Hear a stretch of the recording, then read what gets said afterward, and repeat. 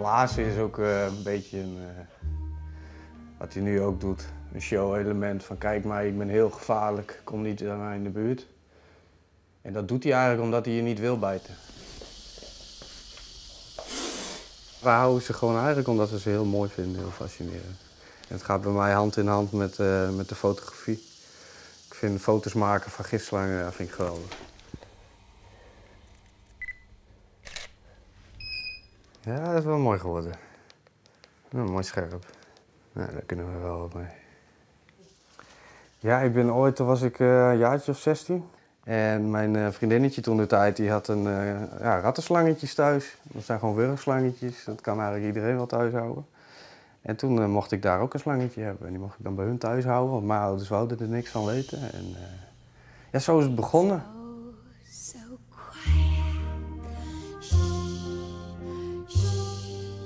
It's oh so still. Shh, shh, you're all alone. Shh, shh, and so peaceful until you fall in love. Simple, the sky up above.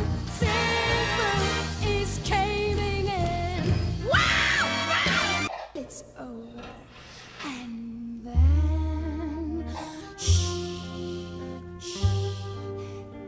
ja, Kim werd eigenlijk bij mij gebracht. Kim ik deed vroeger fotoshoots met, ik had nog tijgerpietels toen. En het zijn gewoon wurgslangen, dus daar kan je gewoon mee op de foto. Die waren heel tam. En ja, Kim die kreeg een cadeautje, hè? Ja. Van haar vriendin, van haar.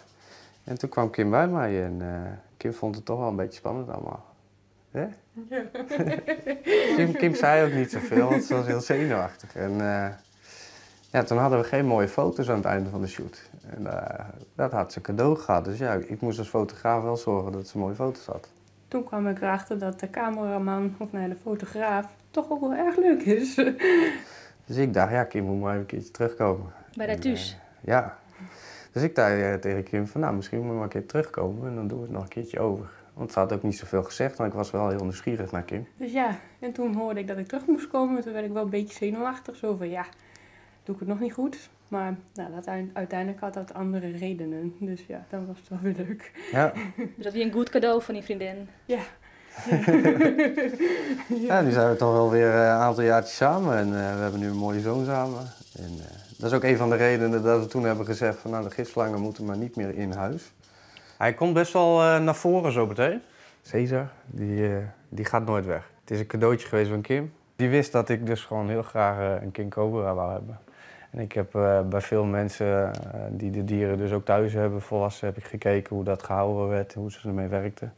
Maar ik had er nooit zelf een. En ja, toen zei Kim, ik heb er een voor je. Wat romantisch. Ik heb er een voor je gereserveerd, zei ze. En ja, ik dacht, ja, dat had ik niet verwacht.